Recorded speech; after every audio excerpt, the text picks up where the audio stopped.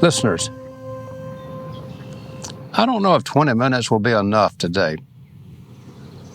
And normally I like to just chat with you, but there's a lot of details I'm going to cover here. This is the caper involving an observation hive and apparently a drone layer. Two separate projects that I had planned to combine into one beehive to see if I could control a swarm that won't stay in my observation hive, while at the same time I would deal with a drone-laying colony. But the devil's always in the details. So as quickly as I can, in the next 18 or so minutes, I want to tell you where I am, and I wouldn't mind you second-guessing everything I'm talking to you about in the next few minutes, because some of the old bee things just have not worked well. Listeners, I'm Jim Tew. I come to you once a week here at Honeybee Obscura, where I just enjoy talking about anything and all things plain talk beekeeping. But today, I guess I'll add a mysterious note to my conversation. Welcome to Honeybee Obscura, brought to you by Growing Planet Media, the producers of the Beekeeping Today podcast. Join Jim Tew, your guide through the complexities, the beauty, the fun, and the challenges of managing honeybees. Jim hosts fun and interesting guests who take a deep dive into the intricate world of honeybees. Whether you're a seasoned beekeeper or just getting started, get ready for some plain talk that'll delve into all things honeybees. Listeners, for those of you who have not heard all the segments and don't keep up closely or regularly or whatever the right word would be here, several weeks ago I installed 2 packages, and I told you the story in a couple of segments about one of them. After the queen laid apparently just for a couple of days, she vanished. I guess I could say that's mystery number 1 in this segment. Who knows what happens to those queens? I never see them in the grass. I never see any. They're just gone. So she vanished. Well, I took that as just another episode for podcast and discussions. I'm just keeping bees for enjoyment. I have no other reason for doing this other than enjoyment and mental stimulation.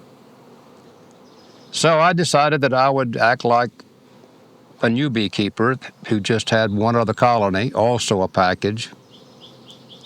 And I boldly said I might go buy a queen, but then I decided I didn't want to make the 50-mile round trip to get a queen. So I put a frame of brood in to let them raise their own queen, just to be sure they had some queen potential. And then it rained, and then I was on trips for a while to visit my family, so the bees were on automatic pilot. So when I finally got back to check them, just probably 5 days ago, they apparently have a drone layer. But today will be the 4th day that I've gone through these 8 frames, maybe 7 frames with actual bees on them, studying and looking and exploring. And listeners, I've not been able to find a queen. Now, I was not going straight to laying workers, and this is where some of my old long-term bee information begins to not hold up for me. There's not 2 eggs per cell, or 3, or 5. There's not multiple eggs per cell. There's a nice pattern, nice meaning, 3/4 of the frame is the pattern that's laid out, which is really usually a lot more than what laying workers would do. Maybe she didn't mate. Maybe during that rain weather, maybe she defectively mated. I don't know. And then comes the question, can a virgin queen get through a queen excluder? I always thought it was the thorax size. And I thought it was the thorax that was too large to get through the queen excluder, but now I guess I don't really know why I thought that. So I've not been able to find a queen. So I'm going to stay in the section of this problem with the drone layer right now, but keep in mind there's a second game afoot. So I came out this morning and I actually used that old queen and drone trap. Here I've had that thing around for 50 years, and all of a sudden I've made use of it 3 or 4 times. In fact, I'm probably going to write an article about this thing because, as far as I can tell, that window is just about closed, and you can't get one of these things. If you wanted it anyway, why would you want it? I don't know. But I put that thing on, so effectively there was a queen excluder across the front of the hive. And then I shook out all the frames that had bees on it. I go ahead, somebody contact me and tell me, well, she didn't necessarily have to be on those frames. She could have been on the wall, or she could have run from me when I began to disturb the colony, so she was someplace else off the brood nest area, and that's true. So now I'm defensive. Why didn't I take all the frames out? Well, I took out 90% of them. I didn't move the box. I didn't look absolutely everywhere because I'm having to lean over that hive, and my back hurts so badly after I stand there and look and look and look. Another important point that I'd like to think that's kind of in my favor is that with all these drones, many of them undersized, everywhere you look seems to be a queen possibility, and it's always just an undersized drone. So just the old typical scanning, looking for a queen, looking for the retinue, looking for the regal demeanor, looking for an extended abdomen. In this instance, those things have not worked. So I put that queen and drone trap on the front, and then I shook out all the frames that had the majority of the bees on them on a ramp in front of the colony. And then I sat and I watched and I waited for this mysterious queen to finally turn up. Well, that ain't happened. So I'm taking a spanking on this. I've never had so much trouble finding a queen, or this is a laying worker pattern like I've never seen before, not ever. If it were a queen and she was producing viable brood, it would be a beautiful pattern. Have any of you had experience with atypical laying worker appearance where it's not multiple eggs per cell, and it's not a little patch here and a little patch there. It's 6 frames with a nice brood pattern. The problem is most of it are drones. There are, in her defense, in my confusion, there are the occasional new-looking workers, the nice fuzzy, furry, gray bees. So it's like every now and then she hits one, if she's in there. So I'm waiting as the bees buzz and hum to recover from a cataclysmic upheaval that I gave them, where I shook all the bees out. I've still got the frames out. I'm going to take a break here and go have a look and see if she, by some chance, is on that trap on the front. That not being the case, I guess I will have to assume that it's beautiful laying workers. So that's where I am on that. I wouldn't mind if you wrote me, and got to tell you the truth, I'm just terrible at answering the mail that I get, but I read every bit of it. You think you can see where I've gone wrong, or if you have any experiences, let me know, because I want to combine this colony with the swarm that I picked up. I told you about the swarm in a previous segment, and I decided to put it in an observation hive, and that went belly up. But why don't we hear from our sponsor before I go into that? Did you know Better Bee carries both Lysin pollen dryers and pollen cleaners? The Lysin 30-kilogram pollen dryer lets you dry up to 66 pounds of pollen per batch, perfect for serious beekeepers. Once your pollen is dry, use the Lysin pollen cleaner to remove fine debris and leave you with clean golden granules ready for sale or storage. Some items are special order and may require extra lead time, so don't wait. Order early to make sure you get what you need. Visit betterbee.com or call 1-800-632-3379 to order your pollen handling equipment today. I've got a 9-frame observation hive, and I'm going to talk to you more about observation hives. I do really enjoy those things, and I've not set one up for the last 3 years. So this was a year to have one. And I did what our audio engineer and co-host partner, Jeff Ott, said not do. I did it, and now I have to say that I think Jeff was far, far, far more right than wrong. She didn't have a brood pattern. So when I opened the swarm up and had a look, maybe 3 days later, I didn't even see eggs.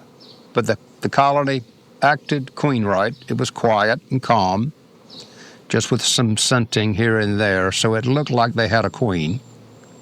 As it worked out, and let me jump ahead and tell you that part was correct. Indeed, the swarm did have a queen.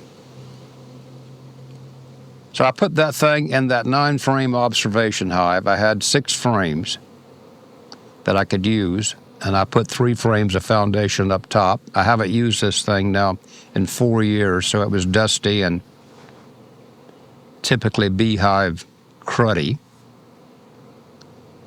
So I put them all in, and it's got a contorted entrance tube that has 2 90-degree bends in it. And I think it probably really pushes the bees' learning ability to the max to suddenly be in a hive that's 3 on 3 on 3, and they're completely confused. And you go out the entrance, and there's apparently nothing there. So in past instances, it's taken a couple of days for all the bees to individually learn how to get out and then come get back in. It's a long walk with 2 90-degree turns. The layout of the room necessitated that. Listeners, remarkably, the bees were coming and going eagerly, readily, just 5 or 6 hours later. And they'd calmed down, and they had all tightened up on the lower combs that would ideally have had brood in them. Maybe there were some eggs there. I didn't look that closely. So I patted myself on the back, and I thought of all the enjoyable times that I was going to have looking at this observation hive and talking to you about it. Last night I went to dinner. I had crab legs. I treated myself. I had crab legs and fried potatoes and salad.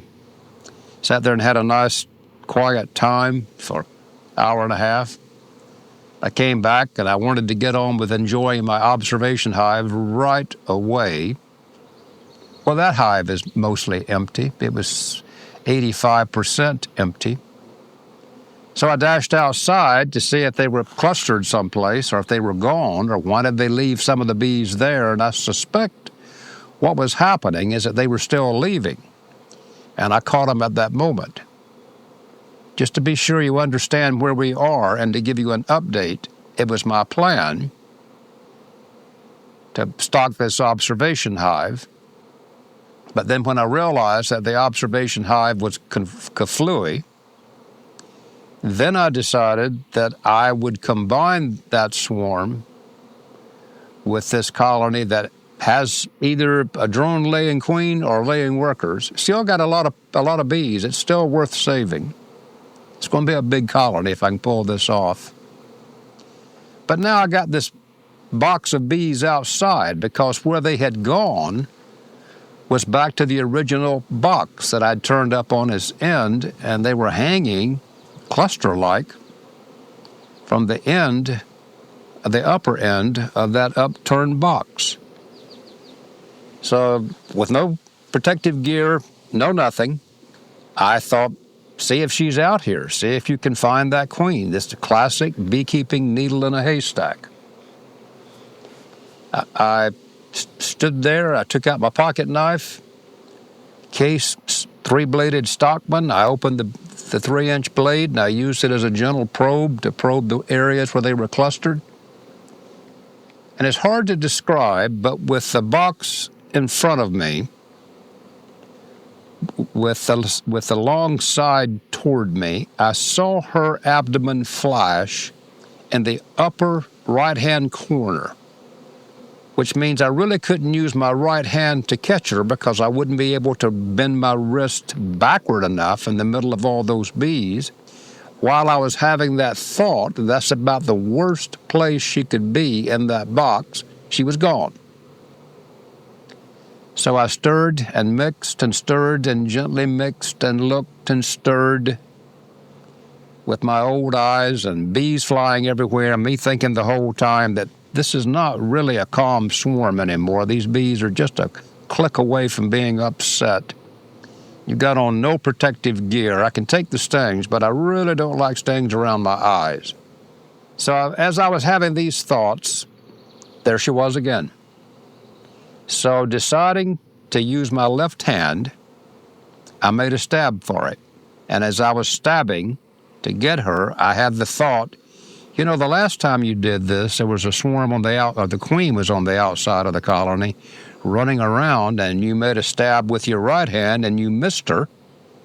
How do you think you can do it now with your left hand? But I grabbed a bee, maybe 2 or 3, I cupped her in my hand. I'm outside. I went to my shop where I had a queen cage that I knew where it was in the shop. And then, knowing that I was taking a huge risk and knowing that I should have gone to a window or something, I just had buck fever, a little adrenaline rush because I had something in my hand. I opened it up and I quickly saw a queen head. She looked, you know, they have a little bit different attitude, the little crown and everything, so they kind of stand out. But boy, she was excited. She was upset. She wanted to go. So I recupped her. I pulled the cage out, and that's when I noticed that the cage screen wasn't stapled. So holding her in one hand, I had to get a stapler out and staple the thing closed, and I thought the chances of this working are none. You're supposed to know what you're doing. How can this whole process be so confusing? So I got the stapler out, I got the thing opened up, and I stapled the screen back down, and then back to my left hand that had been cupped all this time, holding something. There was a queen and 1 worker. I managed just doing whatever you can do. At least I was using my right hand, which is my dominant hand. And I was able to capture her or pick her up by her thorax. I didn't hurt her. And I got her in the cage. So it's a little bit like it was in the previous story and previous segments. Now you got the queen in the cage, what are you going to do? I gave up on the observation hive, on this whole thing being an observation hive. It wasn't working, probably because there was no brood. I didn't want to open a colony and pilfer a frame of brood. It was just another colony getting involved in this thing. I'm just going to drop back and rethink all of it. So that was when I had the thought that I would combine this colony with this swarm queen and this colony that has either a laying worker or drone layer. And that's why I wanted to find this queen. I didn't want to make the bees choose between a swarm queen and a drone-laying queen. I wanted to get rid of her if I possibly could, and I've not been able to find her if she's in there. So then this is the mess I had left. I've got this bee box down near my shop that's got bees flying everywhere with the queen confined in it, so I can't just pick it up and move it 75 yards back to my yard without abandoning hundreds of bees down there buzzing all around. And I almost feel a need to, I'm behind a fence, but I almost have a need to lower my voice because my neighbor, probably about 2 out of 3 conversations, always reminds me that she's highly allergic to bees and has to carry an EpiPen when she's outside. So I didn't want to just be right in her face because her house is fairly close to mine. I didn't want to be right in her face, putting bees right down in my shop right next to the house. I've always kept them here on the back of my property. So that was why I was reticent about just picking the box up in the daytime and moving it and just abandoning those bees. That's my plan. Tonight, I'm going to come out. I'm going to take the laying worker box, the drone laying box, whatever name we want to give it. I'm going to take it off the bottom board. I'm going to put the swarm on the bottom. I'm going to leave the queen confined for a day or 2 or 3, just to see if I can stabilize things. And I've never done this. I'm going to put a queen excluder on top of the newspaper, just in case I've missed this queen yet again. And then that brings up the question I asked you early on: can a queen, a virgin queen, an unmated queen, an undersized queen, can she get through a queen excluder? So that whole purpose may be for nothing. And then my ultimate objective is threefold or so. It is to get those bees away from the house, out of just a bee colony down there too close to my house to keep them antagonizing my neighbor. And it's to bring them back here and to get the swarm out, get the queen released, get a brood nest started for them and get them calmed down, and then to address what must still be about 2.5 pounds of bees from that package and see if I can get that drone laying situation under control. Now, the irony is, I was going to make this kind of ended here, but I think I'll come back to you and I'll go through some process of telling you how this story ended.